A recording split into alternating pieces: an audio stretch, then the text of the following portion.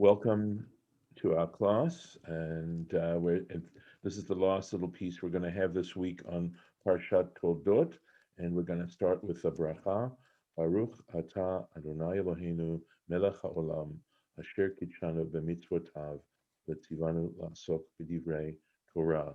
And Lauren, I know you'd like to dedicate this class, so please, if you'll explain. Just I wanted to dedicate this to the memory of David Bick, who died of cancer yesterday, and he was probably about 60 years old and a very talented and compassionate doctor, as is his wife, and a very good person, good family, and I guess they're having a funeral today. I'm not sure. But and a close friend of my brother. I'm friendly with his mother, of Savannah, Georgia. So our lesson will be Le'ilui Nishmato, for the elevation of his soul. That we're going to go ahead and going to find the screen. I may have to mess around with this. Yep, looks like I will. Sorry. Okay, let's go in here.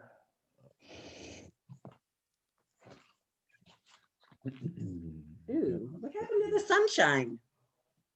When I was out raking leaves at 8 o'clock this morning. It's here in California now. I guess so, because it is not here. It's another beautiful day in Santa Rosa. We've had some really, really, really beautiful days. Well, we're going to have temperatures near 70, so it's not bad. All right, let's, we're here, Be'ekev Esav, right? That Jacob was holding on to the Esau's heel when he was actually delivered. Siman, oh, by the way, I also, in looking this over, the idea of him being complete, right? That his name means complete. Asui is the sort of connected Hebrew to Esav. And the idea is that he wasn't going to grow spiritually. He was fulfilled physically. He was complete physically, but he never fulfilled himself. He wouldn't grow anymore spiritually. Esav. At any rate, going on here, Ba'akev Esav, Esau's heel. Siman, right? This was an indication of foreshadowing. She'ein ze maspik ligmor malchuto, that this one wouldn't complete his reign, his rule, ad sheze omed venotla, before this one arises and takes it away, hemenu, from him. Right? So that's supplanting, in other words, what we had said that meant. Vayikra Shmo Yaakov, and he called his name Yaakov. And who was the one who called his name Yaakov? HaKadosh Baruch Hu, the Holy One, blessed be He. And there's this lovely explanation in this parenthesis. Amar, he said, this is God said, Atim kritun livchorchem shem. You called your firstborn by a name, right? They called him Esau. Afani ekra livni bechori. I too will call my firstborn son Shem a name. Hachahu diktiv, and that's implied by the statement Vayikra Shmo Yaakov, and he called his name Yaakov. And the reason for this, as we sort of try to analyze this a little bit better, is I believe that when it came to Esau, it says they called his name Esau. Vayikra'u, they called his name Esau, and then it says Vayikra Shmo, he called his name Jacob. So I don't see this in what I have. No, that's the parenthesis. So there must be some additions of Rashi that don't include it because of the various additions that exist. Okay. Trying to think, was there something else? Yes, this is important. What is being set up here is an attitude about reality. And there's that statement in Pirkei Avot that says, to what may this world be compared? To a entrance chamber a prosdor, right? That and what you should do to the banquet hall. Prepare yourself in the entrance chamber that you may enter the banquet hall. So that there's a very powerful understanding of this life as it not being the be all and end all. And that success in this world is not what's important, because we have another world where success really matters. And so you may fail in this world, or you may be relatively unsuccessful compared to some who are fabulously successful. But there's a realization that this world, success in this world, is so brief, so brief. It's like the flitting of an eye, that to put all one's efforts and one's values into it, which is of course represented by Esau here, is a big mistake. And that what we need to do is to recognize that this world that we live in right now is the one in which we're supposed to try and perfect ourselves through the mitzvot, through gemilut chasadim, through these kinds of things. And of course, the fact that money is so important to people and that people's success is judged by their bank account is like anathema to what we're reading here. And it's a very fundamental value that I don't think, I think part of the reason it's not really made explicit so much is because people push back at it and they get angry, or they can get angry about it. But that really is what's being said here. Davar acher, another interpretation. Aviv kara lo Yaakov, his father named him, called him Jacob, al shem achizat ha'akev. So this is a very sort of straightforward shot here, an explanation of this text, that his father, that the reason why it's who, because what's, Shira Beth mentioned this book that's called What's Bothering Rashi. So you could say that, what's bothering Rashi is that when it comes to Esau, it says they called, and on the other hand, with Jacob, it's he called. And how do you explain that? And so Rashi, first of all, gives us the drash, and then he gives us now the pshat. That simply, all the text was trying to tell us is that his father called him, and that's why it's singular, because he saw how he was holding on to his heel, onto Esau's heel, which I don't know that Rebecca might have seen in that particular place. So it says that that Isaac was ben shishim shana, he was 60 years old. So how do you sort of account for these numbers? Yud shanim mishenita'eh. So we talk about the first 10 years where he waited. Sorry, mishenita'ah.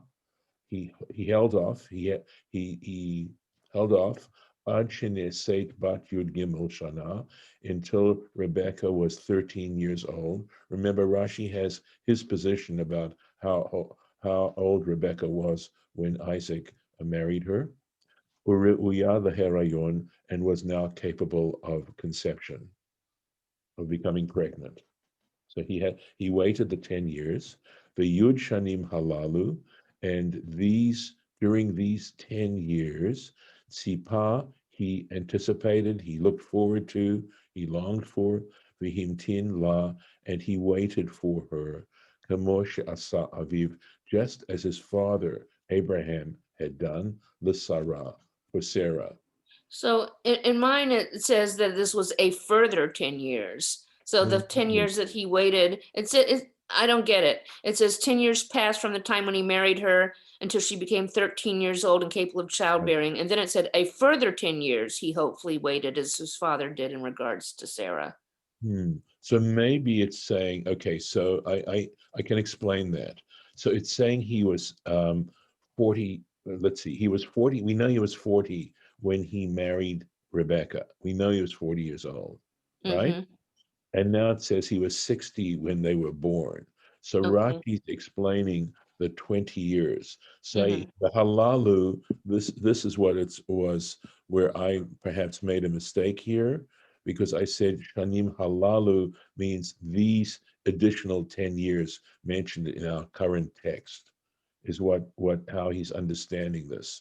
And it's quite possible that that's what it means. In other words, the first 10 years, he had to wait for biological reasons. but the second 10 years, which made up the 20, he was hoping. In other words, they were trying to get pregnant during the second 10 years. Okay. And he's Okay. saying that 10 years. So Lauren, I appreciate it because that was a correction of the way I was interpreting it. And I think I accept that correction totally. So, yeah, this makes sense. So he was trying after that, but Yes, he was. waiting with hope. It wasn't Uh, happening. Okay. Exactly, Mhm. just as his father did for Sarah. Right. Kevan shelonit abra, but when she did not become pregnant, yada shehi akara, he recognized the fact that she was actually barren. I mean, prior to that, he would have had no way of knowing. And it's saying, that sometimes it takes 10 years, for that. Vehit palel aleha. So now he prayed for her. Veshipha. Okay, period. Part of the issue here is that there are no punctuation marks. That's period right here. Veshipha lo ratzah. So now that we've introduced the idea of him following in Abraham's footsteps, the next question that we should be asking ourselves, or would be asking ourselves, is, well, wait, what did Abraham do? He took Hagar, Hagar. right? He took a Mhm. man, and it says, and he did not want to marry a handmaiden, the fish and Nitkadesh, because he had become sanctified. Bahar, and that's got to be Moria, right? Mm-hmm. The Mount Moriah, Liot Olat Mima, to become a perfect burnt offering, or sacrifice. So the fact that he was put on the altar like that, even though he was never slaughtered, thank God, he already had that status. And we'll be reading again that there's another famine in the land, all these parallels, and God tells him not to go to Egypt, I believe, in the next thing.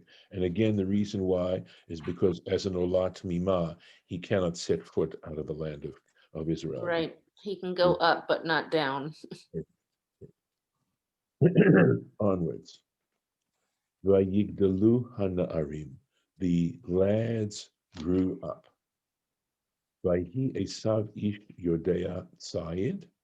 Then Esau was a person who knew the hunt, who experienced the hunt. Ish Sadeh, a man of the field. Yaakov, but Jacob, Ish Tam, was a simple person, a simple man, Yoshev Ohalim, dwelling in tents. So really, again, this contrast, this essential contrast that we have. All right. Take a look at the Rashi. Yeah, it's a nice Rashi. It is a nice Rashi. Vayigdalu hana'arim vayhi Esav. And the lads grew up but Esau. So in other words, this and Esau clause is a continuation, or at least is that they grew up and then Esau, sort of like that. In other words, here's how Rafi's going to explain it explicitly. Kozman shahayu ktanim, as Don't have long as this. they were little children, the time they were little children, lo hayu nikarim, they were not recognized b'ma'asehem, by their deeds. In other words, essentially it's saying they were identical. They lived very similar lives in their characters and personalities and things. They were together. The Ein Adam Midatek by him. And it's interesting. I mean, Rashi may be making a little bit of a different point here, because he's saying, and a person doesn't look closely at them, doesn't regard them carefully, mativam, what their character is. Well, we know with very, very young children, I mean, they all have personalities, but how those personalities ultimately develop is not a foregone conclusion. Uh, Children are very changeable in some ways, or as my middle sister would say, they're very stagey. Kevan she'ne'asu b'nei yud gimel shana, but once they became 13 years old, ze piresh levatei midrashot, this one separated off to the houses of study, v'ze piresh la'avodat elilim, and this one separated off to idol worship. So what is your day at, sorry, did somebody want to comment on this? I just or- don't have any of that in here. I just have just one little Rashi about dwelling in tents. Interesting. I don't know why. This is not in parentheses. So it could be, and again, maybe just a different text they're using, but I think this is a fairly, I haven't looked at every single edition of Rashi that I have, but this does not sound, the stuff in parentheses I understand, but why this would have been left out, I don't know. And it all sounds pretty like the kind of stuff Rashi does. Yodei Sayed, experienced of the hunt, experienced in the hunt. Latsut. So this is, again, remember how we had that sort of very significant Rashi as to why Jacob was holding on to Esau's heel. That Jacob essentially was conceived first. His egg fertilized before Esau's. That particular issue, and how the fact is that Jacob really was the Bechor, but not the way they were born. So here we go. This is to hunt. Very interesting here. Latsud uleramot et aviv befiv. To hunt and to trick, to cheat his father with his mouth. In other words, Esau, we know about this kind of personality where the words are sweet, but what goes on in the person's heart ain't so sweet. And they try to trick you into trusting them by using words. By the way, when I was leaving St. Louis, there were some business deals that I needed, very minor business deals that I had to take care of. And I'd go to this person, there were more than one person, and they'd say, "Oh, I'll take care of you," thinking that, you can trust me and I'll manage your, I'll make sure I treat you fairly. And I said to my wife after a few experiences, I said, when they say, "I'll take care of you," they mean, "I'll take care of me." And believe me, you'll get taken care of in the negative and ironic sense. So there's certain phrases that people use that I am now, my ears perk up or my hair starts to stand when I hear them use these phrases. And one of those phrases is, "I'll take care of you." Another one is, it was what was said at the Republican convention 5 years ago: "Only I can save you." You want to run like the devil. You want to run and run away. Somebody says, "Only I can save you." God help you. All right. So Rashi now gives an example again. This business of giving a dog a bad name and hanging him. If you're going to say that we're going to understand this, knowing the hunt, experiencing the hunt, and we're saying, well, by hunt we mean hunting out people, hunting out his father. You better give me an example. So here's the example. Usha'alo, and he said to his dad, "Abba, Daddy, hey, ma'asrin et hamelach." How does one tithe salt, ve'et hateven, and straw? How do you tithe salt and straw? And the reality is that you don't tithe straw or salt. So when he's asking, well, how do you tithe salt and straw? It's like, oh my gosh, here's a person that is willing to tithe something that you don't even have to tithe. Gosh, how pious they are. His Savur Aviv, so his father had the impression or was convinced Shehu midatek b'mitzvot, that Esau is really punctilious about following mitzvahs, getting down to the even mitzvahs that you don't have to do. He's so concerned about following mitzvahs. And this is from the Tanhuma, from the Midrash Tanhuma. Ish Sadeh, a man of the field. Kamashma'o. Rashi says it's what it says. He was out in the field. Adam, a person, batel. He doesn't do a job. He's not someone he's sort of at leisure. V'tzodeh, and he's out hunting v'kashto with his bow, chayot ve'ofot, animals, and birds.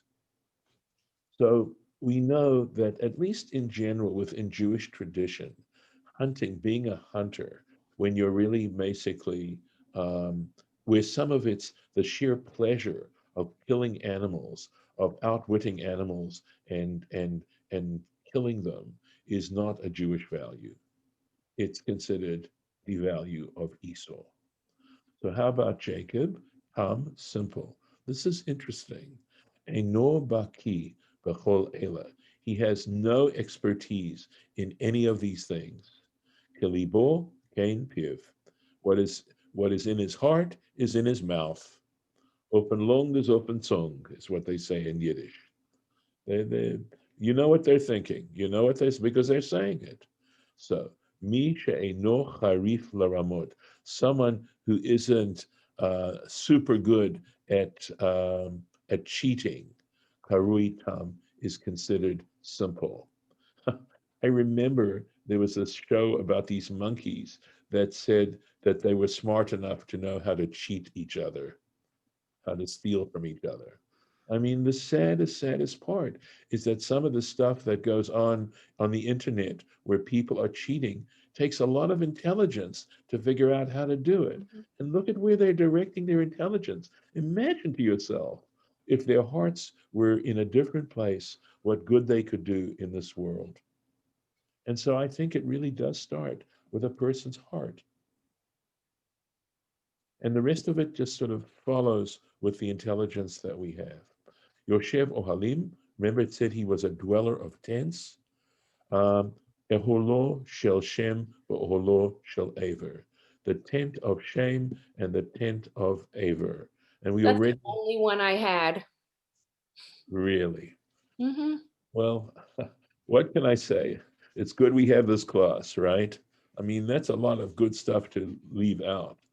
So the tent of Shem and the tent of Aver is basically, when it's referring to that, they according to sort of this folk tradition, were they were the equivalent of rabbis, and they had yeshivas, so they studied. And I realize that that expression is anachronistic, but I don't find it unbelievable, okay, or past belief that there were people who wanted to meditate and wanted to think deeply about life. I don't think that's something that just happened in the last 1,000 years or 2,000 years. I think that there've always been people who would ask themselves, what is this life about? Why are we alive? Why did we come into this world? So I think this is where I'm happy to open this up. I'm going to stop the share and let you, if any of you have any thoughts or comments, I would love to hear them. Yeah, Golda? Yeah. I see a correlation between Esau, Ishmael, and Abel. Abel or Cain? Cain was the tiller of soil, correct? Yes, he was. And Abel made the sacrifice of a sheep Yes, or a but something. he was not a hunter. He was not a hunter. Yeah. Like that particular Okay, so maybe context. not Abel, which is fine. And I've kind of thought about that in my head too, that Okay. might not work. But That's okay. we haven't really talked about hunters except for Correct. We Ishmael. did one time, remember? I think Nimrod was known as, and I think they used that Gibor Sayed. Oh, okay. Hunter. I don't think I was working with you when that. No. Okay. Back in Genesis, and we wouldn't have even touched it because we get Okay. so, as you can see, how much of this we managed to actually get into is very Yeah, I minimal. flip back and forth when we're doing this, and then yeah, and then Yeah, but there's so that because so they're like they know how to live out in the world, out in the wilderness. They can still do what they need to do and still survive. well, there we go. I think you just hit the word, Right. which is, that the term survivor has more than one connotation attached to it. Sure. There's they're good and bad, but yeah, correct. Correct. yes, No question about it. And there's the idea of using your wits, right? And how right, do you use your wits? Do you use them because you want to kill things? Do you use your wits to hurt people, to yeah, trick people, to cheat people, or do you use your wits to show people, maybe secrets that they need right, to know to survive and what have you, right? right.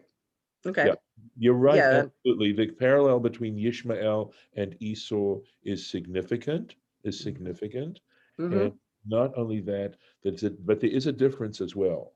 And that is that there's an understanding about Ishmael that in the end he does tshuva. Whereas with Esau, yeah, there is not that sense. Even though, of course, we see some reconciliation going on, but when yeah, we get back to Vayishlach, to the Parsha yeah. We don't know what would have happened next because Jacob ran away. right. Jacob, We don't know for he sure. he he very respectfully uh, Uh, said to Esau, I can't follow you. I I'll don't want to. see you later.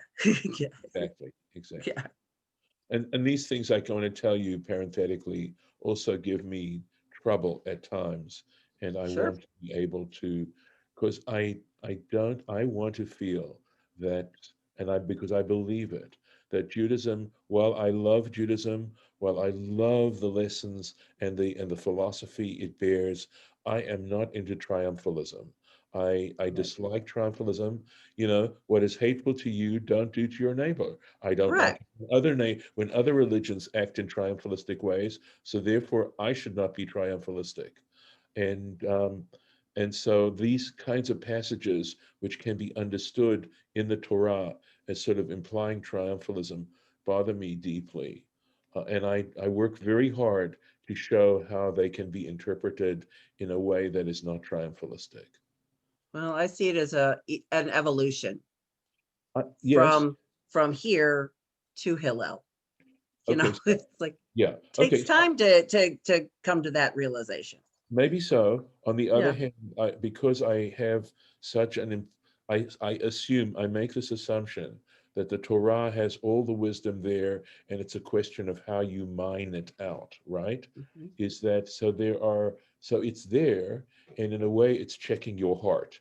In other words, if your heart's in the right place, you'll interpret it in a way that isn't going to lead you to triumphalism. And I think that assuming that other religions, formal religions, practice idolatry, I think is unfair. And comparing, say, Christianity and Islam or Buddhism or other, or Hinduism as the kind of idolatry that they're talking about in the Torah, I think is making a mistake. And I Mhm. think people who worship money actually are the idolaters. But then having this sort of anathema that comes out of the Torah, I think the anathema is to idolatry and not necessarily to the idolaters. Okay. And nor do I want to go around labeling people. I don't want to do that. Again, these are things that I find very disturbing and ugly Mhm. and And I unhelpful, by the way, and unhelpful. and I need Yes. to say something about Buddhism. There is no God in Buddhism. There are statues of people, but they're not worshipped, just as we have, artistic representations of different people over our history. So, but Buddhism has no gods before them, period. And Right. all is one, period. Just Yes. wanted to say that. I understand. So the way and thank you for sharing that. So my understanding is that whenever you really start to look into what it means to believe in God, right? It's so unclear. So there's like a spectrum, and on the one side of the spectrum you have Buddhism that doesn't want to talk necessarily about one supreme deity, because from the Buddhist perspective, you're already off the mark there. On the other hand, you have Christianity that is willing to have a human being be divine in terms of how, how Christianity, at least since the Council of Nicaea, determined the nature of Jesus. And certainly there are things like that implied in the New Testament. And somewhere in the middle, you have Judaism, where we have a God, but that God has absolutely no representational form that is a meaningful thing, right? And you have Islam as well, where you don't want to have any kind of representational art. And my sense is that it has more to do with human psychology and levels of comfort and culture and things like that, because you're dealing now with subjects that on some levels are ineffable.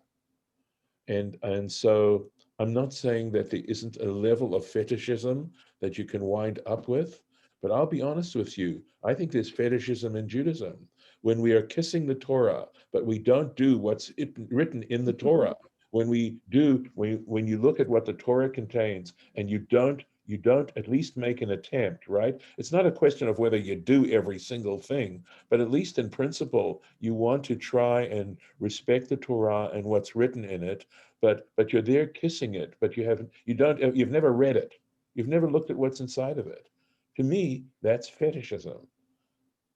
Or should I say, and the trouble is, what I'm saying now is very rough and painful and cruel in some ways, and I don't like to say it.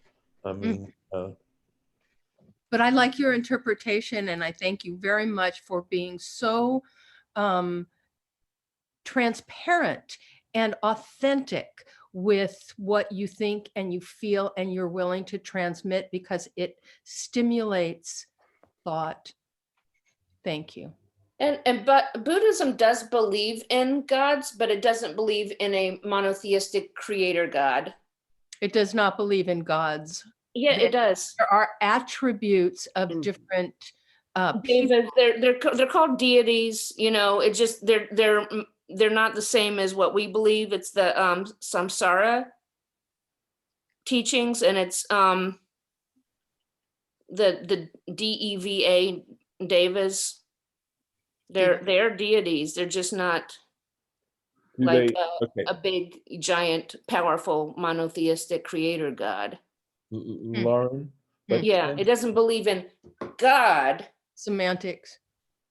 No. It's more like angels.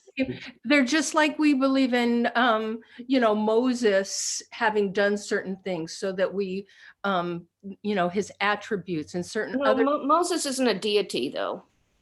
Well, Prophet. Okay, I think this it's really requires semantic careful. also. Lauren, you and I'll talk about it. Yeah, it requires careful analysis. Okay, Lauren, I had heard that Buddhism was an atheistic religion. Okay, and my understanding from that was similar to Lisa's on that. I think. And likewise, just let me, if I can try and express this. Yeah, I don't think that's accurate, though. Okay, I and think it's it may not polytheistic. be, and it may not be, and it Yeah. may need to be clearer about it. All right.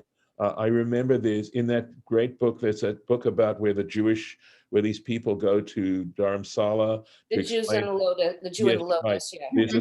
I think there's a story in there, or it's in its sequel. There's also a sequel to that book where this guy is accusing Buddhism. He's talking to some Buddhist Lama about all the various representational gods, quote, quote. And the Lama says to him, that's meaningless. He says, we don't really think there's any intrinsic power to these things. And he takes one of these statues, right? And he smashes it in front of him to prove that it's not that. So the question is, I think if I could try and be helpful, try to be helpful, is that when we sort of look at these things as deities, how do we understand deity there in contrast to how we understand, deity when it comes Exactly. It's a completely different type of concept. It's not an omniscient, it's not an omnipotent, it's not immortal, it's not, all moral. It's not the same concept as a monotheistic God at all. Right. But I want to say one more thing about what you said, Mordecai. Or even as a Greek God. It's not atheistic. I disagree that it is atheistic. Yes, I believe it's Yeah. I do. polytheistic, but I don't believe it's semantic. But I do believe that there's a Western kind of popular thought about it that sees it as atheistic because it doesn't have the type of God that we consider God. You know, Yeah. people wouldn't call it, Right. call him, you know, Buddha's not a God. Right. But- Exactly. No. I think But- he's a deva, he's a deity. Right. So it's 8:06 or 10:06 your time. We're going to have to get Yeah. started. And, you know, in a way, I wish we had an hour to do what we're doing, you know, and that we could actually get through the Parsha, you know, do us an aliyah. Nah, we wouldn't get through it.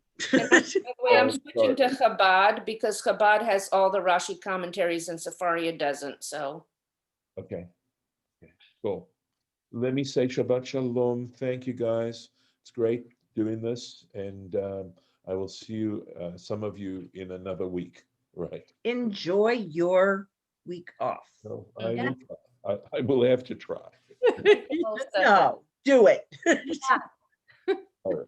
Get to I sleep. command you. No. Thank you. And I thank God for the fact that we're able to do this. I'm so grateful to be doing this at this point. Would you like to stop recording us? Yeah, let me stop the recording. Let me stop the recording. Sorry, I gotta find my cursor.